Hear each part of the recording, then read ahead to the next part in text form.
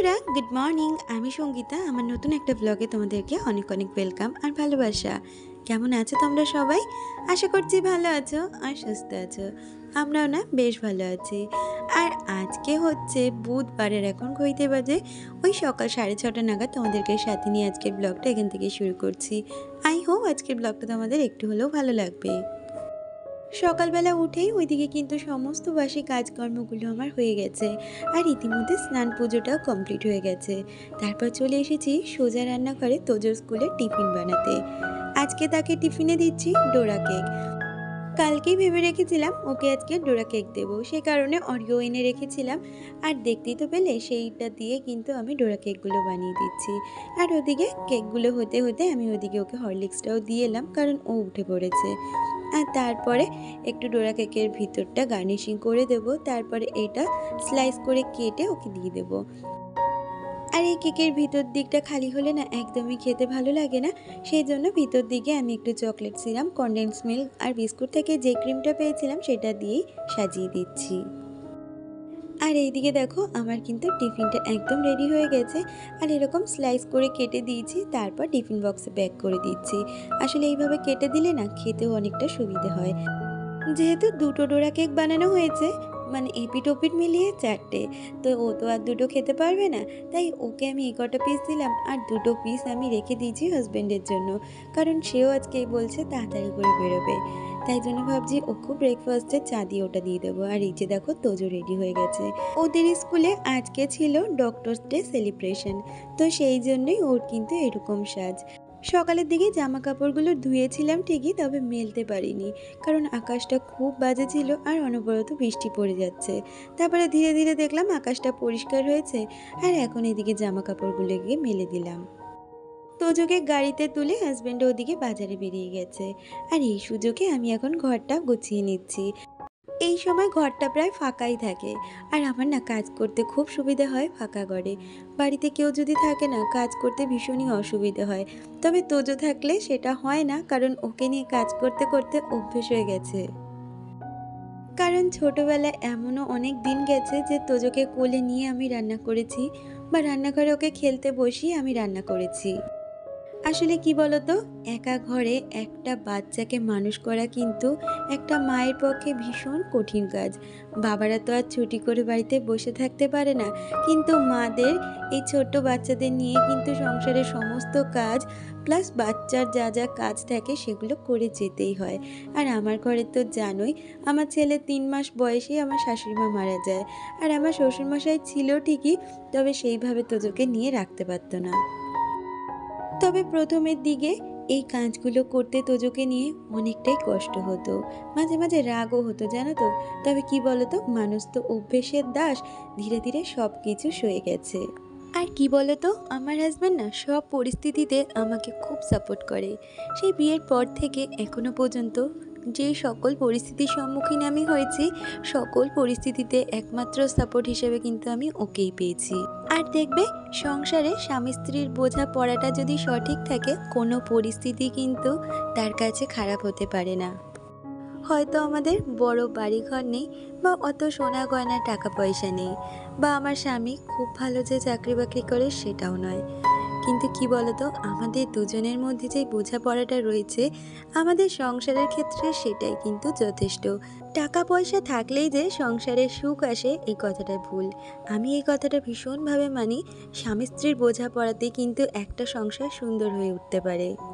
আর এই দেখো, তোমাদের সাথে কথা বলতে বলতে আমি কিন্তু এদিকে অনেকটা কাজে এগিয়ে গেছি। আজকে বাজার থেকে আনা হয়েছিল ইলিশ মাছ।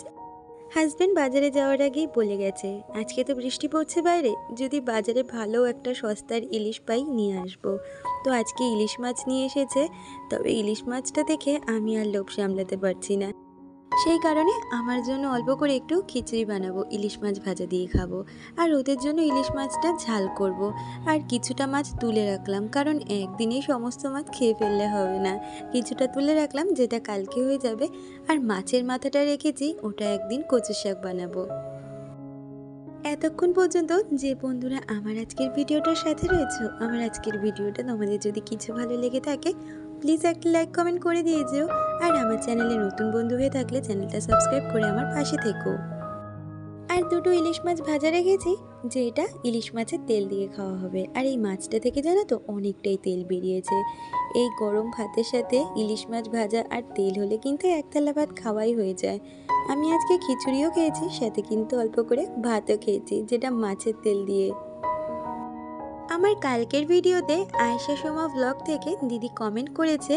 দিদি লিখেছে, আজকে তোমার ভিডিওটা আমার হাজব্যান্ডও দেখলো।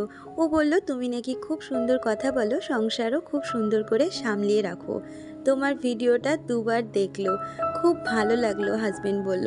Thank you so much. তোমরা তো দেখোই, তোমাদের সাথে শুনি অনেকের হাজব্যান্ড দেখে বা অনেকের ছোট ছোট ছেলেমেয়েরাও দেখে। তো তাদেরকে অনেক অনেক ধন্যবাদ আর ভালোবাসা আমার ভিডিওটা দেখার জন্য। ওইদিকে তো মাছের ঝালটা হয়ে গেছে, আর এদিকে একটা গ্যাসে ভাত চাপিয়েছি, আর এদিকে আমি আমার খিচুড়িটা বসিয়ে দেব। আজকে জানো তো একার জন্য খিচুড়িটা বানিয়েছিলাম, তবে এতটা হয়ে যাবে ভাবতেই পারিনি। আর দেখো আমার ভাতটা কিন্তু হয়ে গেছে, আর ওইদিকে খিচুড়িটা ফুটছে। আর জানো তো হাজব্যান্ড তো জানি আজকে আমি খিচুড়ি খাবো, সেই জন্য আবার বেগুনও নিয়ে এসেছে। বলে খিচুড়ির সাথে একটু বেগুনি করে খাও। মানে ও যেমন নিজের খাওয়া দাওয়ার দিকে খেয়াল রাখে, তেমনি আমি কি খাবার খেতে পছন্দ করি সেই দিকটাও কিন্তু খুব ভালোভাবে নজর রাখে। আর এদিকে দেখো আমার সমস্ত রান্নাবান্না কমপ্লিট হয়ে গেছে। প্রতিদিনের মতন এখন রান্নাঘরটাকেও সুন্দরভাবে পরিষ্কার করে নেব। তাহলে চলো কাজ করতে করতে আমার আজকে সুন্দর কয়েকজন দিদি বোনেদের নাম নেওয়া যাক। Sutapa, simple lifestyle, Jhuma Ghosh, Deepika, Piyali Sarkar, blogger হও Aparna, real blogger AP, Anamika Das, my home tour থেকে Priyanka, moon's mom care, Zinia Roy, Sumitra Biswas, Ajay প্রকাশ, রিয়া মণ্ডল, নিপা পাল। তোমাদের সকলকে অনেক ধন্যবাদ আর অনেক ভালোবাসা আমাকে এত সুন্দর সুন্দর কমেন্ট করার জন্য। তোমরা এইভাবেই আমার পাশে থেকো। আমি কালকের ব্লগে জানিয়েছিলাম একাদশীর দিনে তোজোকে কী ধরনের টিফিন দেওয়া যায়। তো নিপা আমাকে কমেন্ট করেছে, সে লিখেছে পঞ্চশস্য বাদে সব সবজি খাওয়া যায়, ঘি দিয়ে আলু সিদ্ধ খাওয়া যায়, এছাড়াও সাবুর খিচুড়ি বা দই এগুলো কিন্তু খাওয়া যায়, এগুলো খেতে পারো। তো তুমি লিখেছো এত কম খাবার একাদশীতে খেও না, শরীর খারাপ করবে। হ্যাঁ গো জানি যে আমরা সেই অর্থে কিছুই খাই না একাদশীতে। আসলে কি বলো তো, মন থেকে চায় না যে কিছু খাই, তাই ফলটাই খাই। তবে তোজোকে কিন্তু আমি এই ডালিয়া বা শ্যামা চাল সেটা করে দিই, অথবা সাবুটা না ও খেতে চায় না বলে সাবুটা ওকে আমি দিই না, তবে ওই সাবুর পায়েসটা ও খায়। তোমাদের সাথে দুপুরে খাওয়া দাওয়ার পরে আবার বিকালে দেখা হচ্ছে। জানো তো কয়েকদিন ধরেই তোজো খুব বায়না করছে পিৎজা খাবে বলে। এই কদিন তো সোমবার, একাদশী, তারপরে রবিবারের নিমন্ত্রণ ছিল, যার জন্য আর পিৎজাটা বানাচ্ছিলাম না।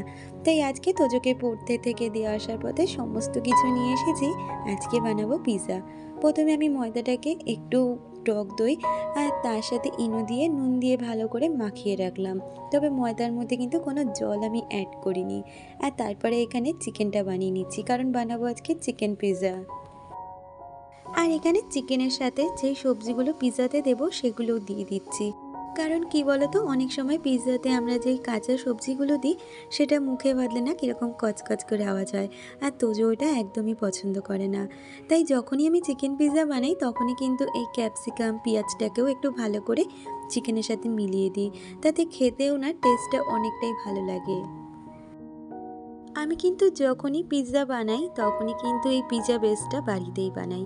এখন তো দোকানেও কিনতে পাওয়া যায়, তবে দোকানের কেনাটা কখনোই ব্যবহার করিনি, আমি বাড়িতে বানিয়েই ব্যবহার করি। আর এটা দিয়ে খেতে কিন্তু আমাদের বেশ ভালো লাগে। আর কি জানো তো, বাচ্চা কাচ্চার ডিমান্ড পূরণ করার জন্য আমরা মারা যে নতুন নতুন কত ধরনের রান্না শিখি সে কিন্তু আমি খুব ভালো জানি। এই যে পিৎজা আগে সেইভাবে বানাতেই পারতাম না, তবে যবে থেকে তোজো পিৎজা খাওয়া শিখেছে ও কিন্তু দোকানেরটা কম আর আমার হাতেরটাই বেশি খায়। ও আমার হাতের খাবারটা খেতেই বেশি পছন্দ করে, আর ওর জন্য কিন্তু আমি অনেক কিছুই বানাই, সেটা ঘরেই। আর এদিকে পিৎজাটা রেডি করে আমি কিন্তু এটা স্টিমে বসিয়ে দিয়েছি। আর তারপরে যে ঘরে জামা কাপড়গুলো ছিল, মানে বাইরে রোদ তো আর কিছুক্ষণের জন্য, তারপরে আবার সেই মেঘ ঘনিয়ে এসে বৃষ্টি হয়েছে, তাই নাইটিগুলোকে এখন এই জানলায় মেলে দিচ্ছি। আর তোজোর কয়েকটা জামা কাপড় আছে যেটা আমাদের ঘরের জানলায় মেলে দেবো। আর এই রান্নাটা জানো তো তোজোকে পড়তে দিয়ে এসে আমি কিন্তু সমস্ত কিছু গুছিয়ে রেখেছি। আর তোজো ফিরে আস্তে আস্তে আমার পিৎজাও একদম রেডি। দেখো পিৎজা কিন্তু একদম তৈরি হয়ে গেছে, খেতেও কিন্তু দুর্দান্ত হয়েছে। তবে আমি না সেভাবে টেস্ট করিনি, তোজো আর তোজোর পাপাই খেয়েছে। আসলে রাত্রে আমি এত একটা হেভি খাবার খাই না তো, তবে আমি কিন্তু শেয়ার পেয়েছি। তাহলে বন্ধুরা আজকের ভিডিওটা এই পর্যন্তই রাখছি, দেখা হচ্ছে পরবর্তী ভিডিওতে। ততক্ষণ তোমরা ভালো থেকো, সুস্থ থেকো।